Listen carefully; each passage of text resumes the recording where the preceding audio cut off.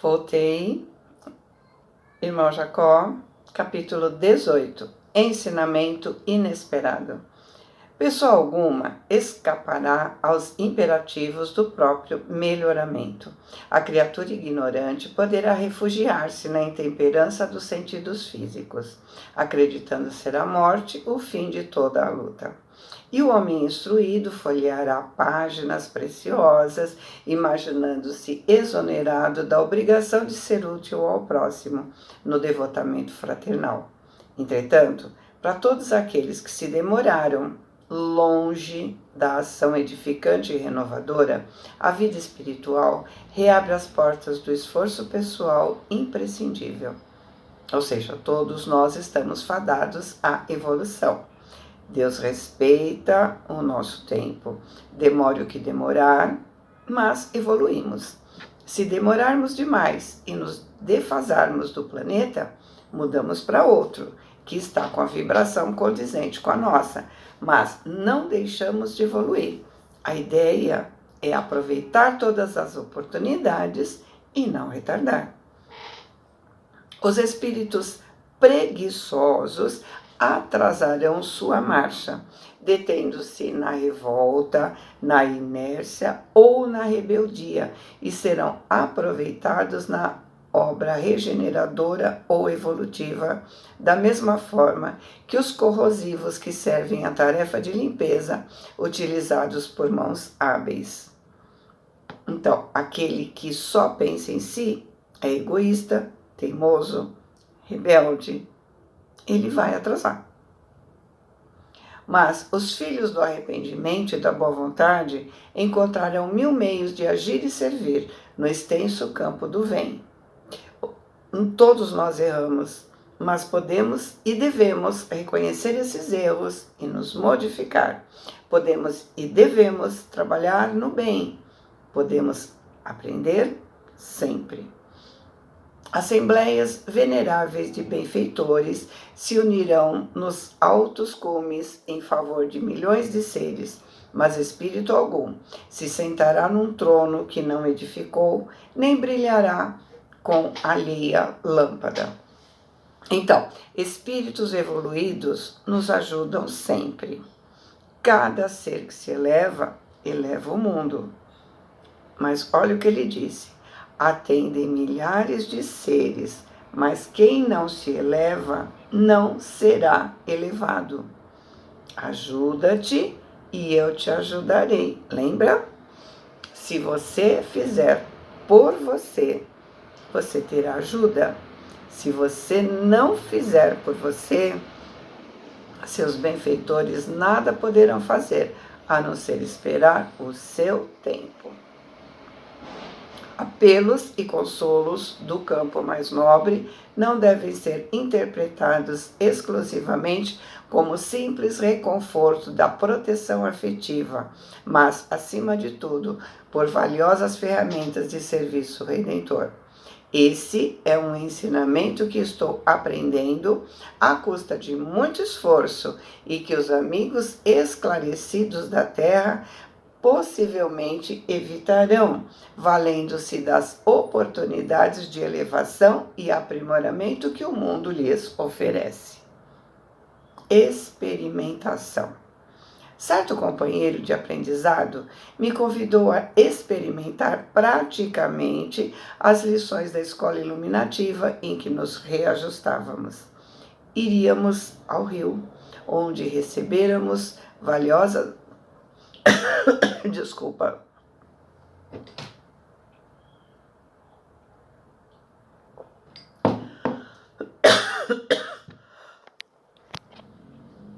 Onde recebêramos valiosas bênçãos de fé.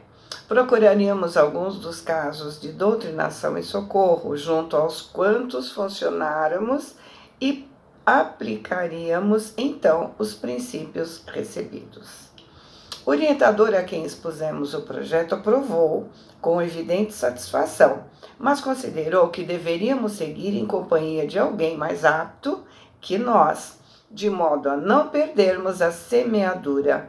Perguntou sobre as particularidades do empreendimento e, depois de um colega me ouvir, Quanto ao que pretendia efetuar, comentei o meu objetivo. Lutei durante muito tempo com um perigoso obsessor de um alcoólatra inveterado. Não consegui demovê-lo, renová-lo. Gostaria de observar o caso in loco e, com as preocupações a que me empenhasse, extrairia certa amostra de serviço maior que me aguardava. O diretor ouviu pacientemente e não apresentou qualquer objeção, recomendando em seguida a custódia do irmão Ornelas, veterano em trabalhos da espécie que pretendíamos atacar. Em breve à noitinha, nos achávamos na cidade.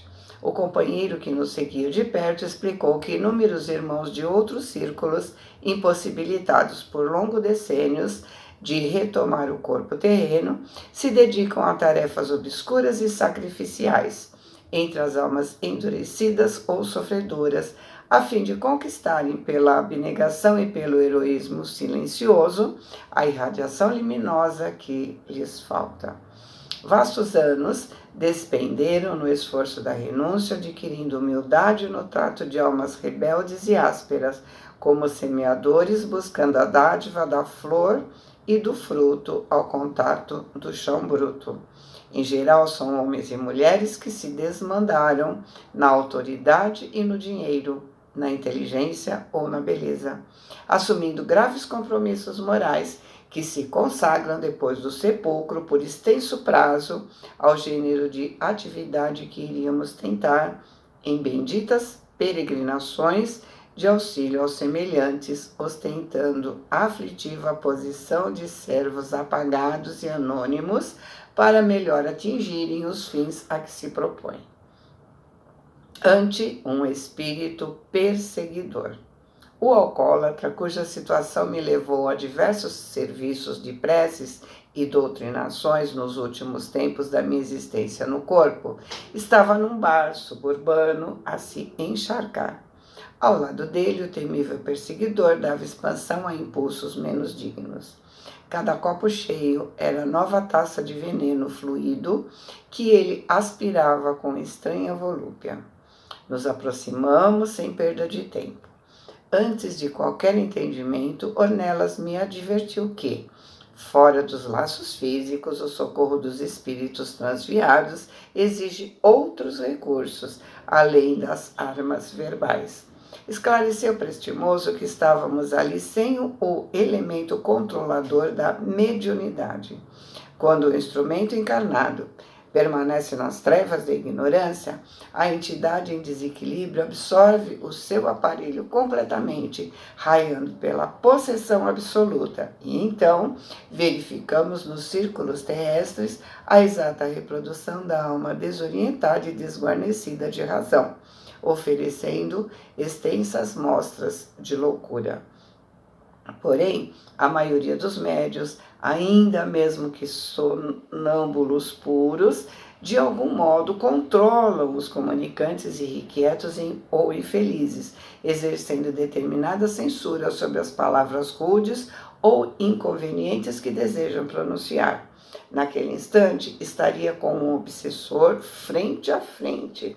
Deveria me preparar para demonstrar a ele os melhores sentimentos do meu coração, porque, da parte dele, me daria a conhecer as notas mais íntimas da própria consciência. Nos aproximamos da dupla lastimável. O algoz olhava um copo vizinho, ao jeito de magnetizador interessado na presa. Era uma triste figura de vampiro que provocaria gestos de pavor nas pessoas ao redor, se lhe pudessem ver a máscara diabólica. Voltando-se para nós e sentindo a nossa observação, calma, ao que me pareceu se concentrou para melhor resistir, sorriu irreverente e, detendo-se de modo especial sobre mim, gargalhou franco. A princípio me aborreci. Experimentei mal-estar intraduzível. O espírito endurecido, a se envolver em sombra nebulosa, arremessava contra mim forças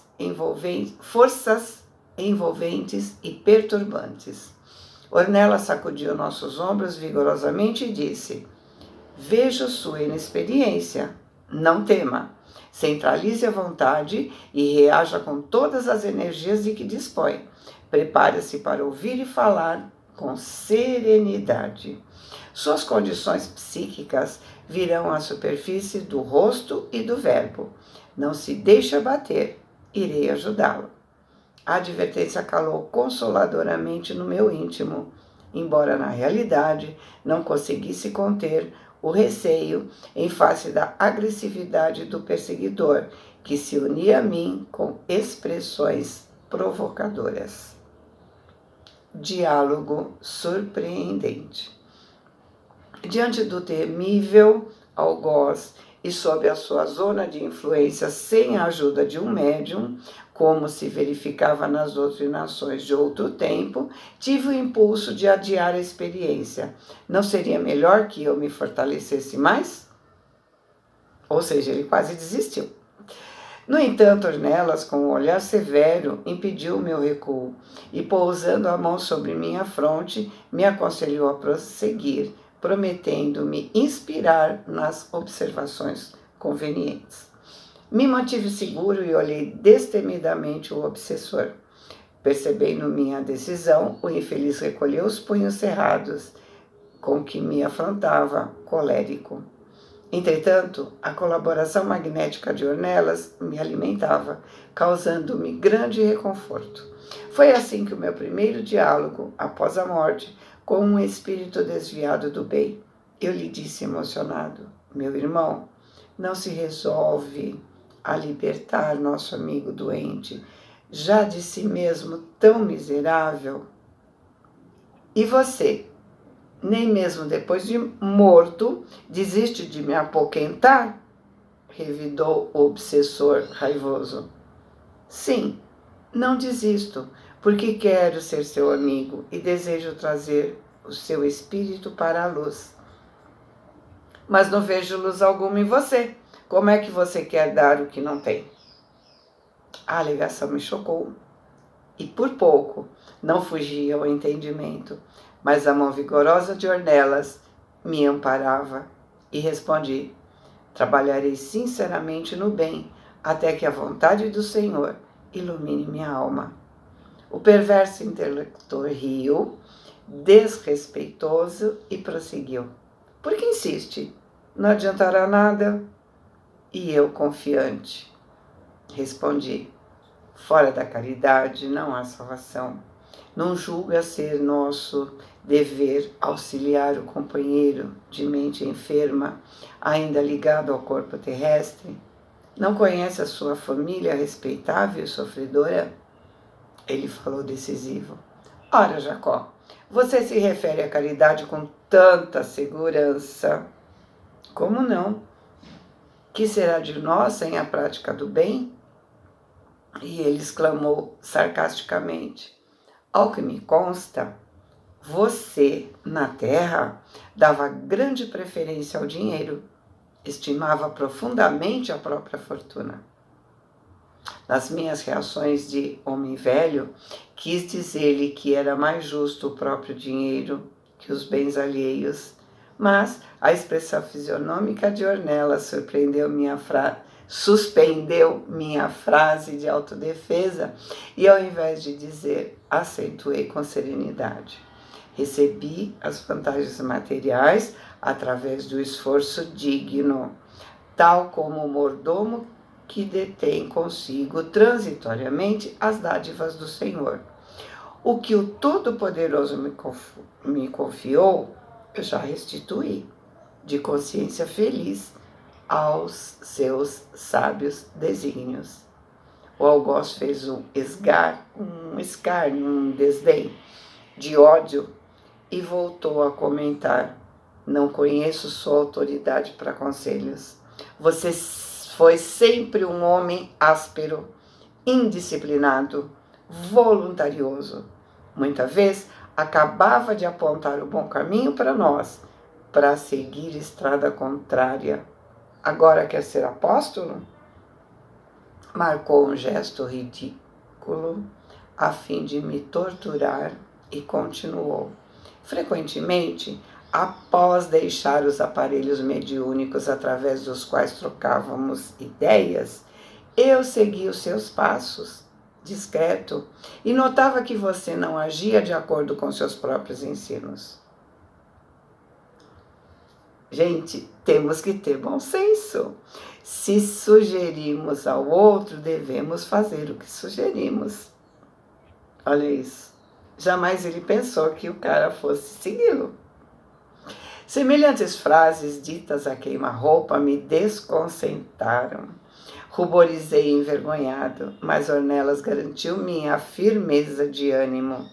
E eu concordei, sim, reconheço as minhas fraquezas. Entretanto, o meu desejo de renovação e melhoria é sincero. Não nos santificamos de uma vez.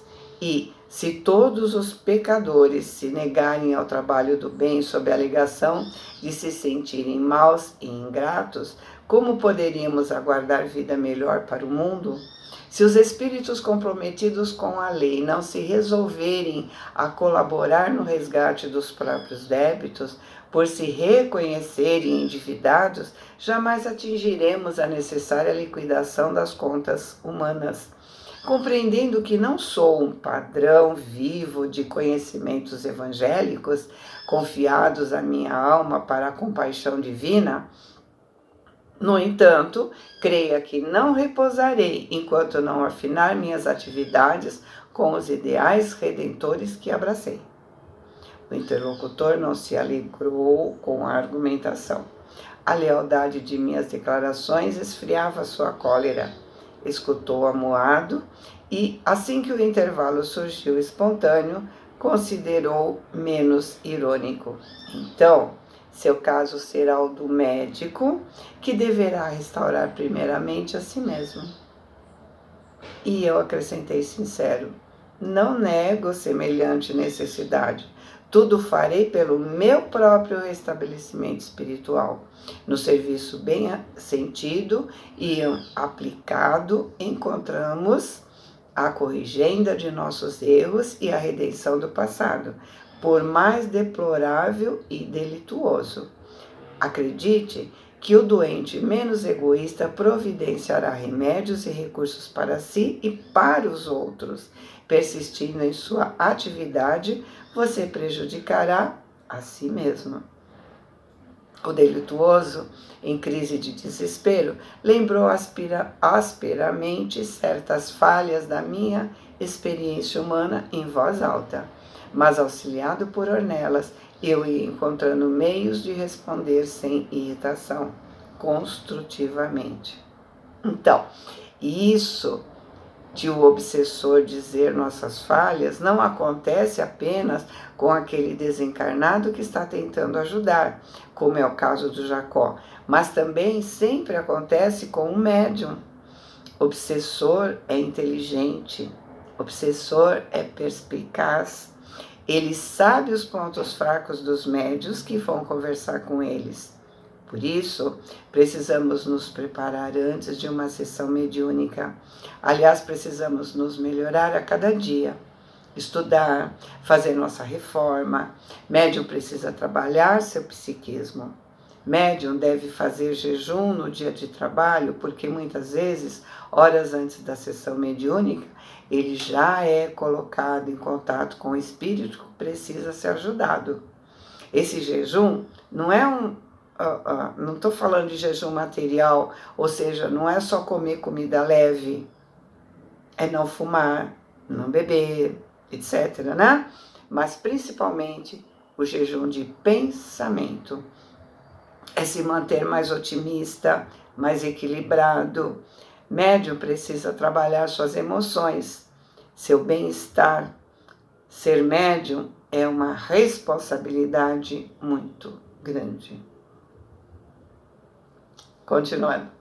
Terminado o longo e desagradável diálogo em que me vi inesperadamente envolvido, aplicamos passes de socorro ao irmão encarnado que se mantinha em aflitivas condições de enfermidade e embriaguez. Então, o socorro chega até nós em todos os lugares. Ele estava lá no bar, né? E ele recebeu socorro. Após enorme relutância, o terrível perseguidor consentiu em que eu orasse, colocando sua cabeça entre as minhas mãos. Supliquei ao Senhor fervorosamente que nos amparasse, a ele e a mim, para que ambos pudessem melhorar o coração e subir no conhecimento e na prática do bem. Terminada a minha primeira observação pessoal de serviço, o obsessor me olhou de maneira diferente. Me pareceu não tanto agressivo. Revelava-se disposto a entender a minha disposição fraterna. Porque eu esperasse maior elevação, habituado ao imediatismo da luta terrestre, Onelas me despertou, exclamando: não aguarde um reajustamento apressado. Se a semente exige tempo, com o frio e o calor, a chuva e o sol, para germinar e produzir, por que motivo reclamar a realização de espiritualidade superior de um minuto para outro, no ser eterno? Plantemos e trabalhemos. Os resultados da boa iniciativa pertencem a Deus. Nos resta, meu caro, o prazer de servir. Tornaremos a questão na primeira oportunidade. Então, devemos respeitar o outro, mas não podemos deixar de plantar a semente. Admirado com a paciência do companheiro, eu o segui sem hesitar. Apontamento salutar. Quando o colega que nos seguia atendeu à tarefa que me reservei, Ornelas percebeu a tristeza que me acometeu de repente. Efetivamente, graves reflexões acudiam ao meu pensamento. Afinal, quem doutrinou no caso? Seria eu o portador de socorro ao espírito infeliz ou for o espírito sofredor quem me beneficiou com a verdade? Sombrio véu de preocupações desceu sobre mim. Como prosseguir? Não ignorava que um grupo de cooperadores decidido e fiel esperava a minha ajuda. O companheiro mais experiente, compreendendo o que se passava dentro de mim, se aproximou enquanto regressávamos ao domicílio em plena noite e falou com cativante inflexão de bondade. Jacó, em toda parte seremos defrontados pela própria consciência. Se louvarmos nossos amigos pelo incentivo e pela alegria que nos proporcionam, agradeçamos aos nossos adversários gratuitos a ousadia com que demonstram as nossas necessidades. Os que nos amam destacam nossas qualidades excelentes do serviço já feito, na individualidade imperecível, e aqueles que nos desestimam indicam com franqueza rude as imperfeições que ainda conservamos conosco. Os afeiçoados e simpatizantes silenciam a respeito das sombras que nos rodeiam, mas os adversários e desafetos as desvendam em nosso proveito, quando encontramos suficiente serenidade para buscar os interesses do Senhor e não os nossos. Na sua capacidade de tolerar as observações amargas, reside a base da própria iluminação. O progresso é obra do esforço mútuo. O irmão perturbado se beneficiou extensamente com a sua ajuda valiosa e gradativamente a esmola recebida se fixará nele mesmo. Porém, não é razoável que você venha a perder sua parte. Guarde o ensinamento, medite e conserve o seu valor. É provável que você agora se sinta afrontado e ferido, mas os dias passarão sobre os dias e mais tarde concluirá que não lhe falo sem razão sólida.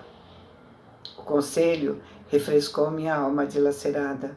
Pela primeira vez compreendi que assim como chega um momento em que os juízes do mundo são julgados pelas obras que realizam, surge também um minuto em que os doutrinadores da terra são doutrinados pelos serviços que deixaram de fazer.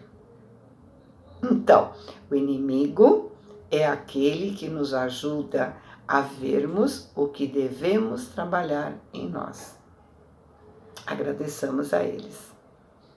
Boa semana, fiquem com Deus, amo vocês.